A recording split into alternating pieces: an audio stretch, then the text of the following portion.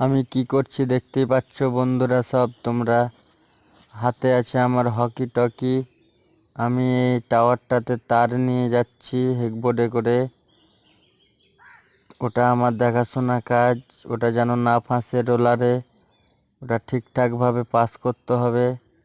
তারপরে লোকেশনে গিয়ে আমাদের এটা 2 টাওয়ারের রিচ আছে,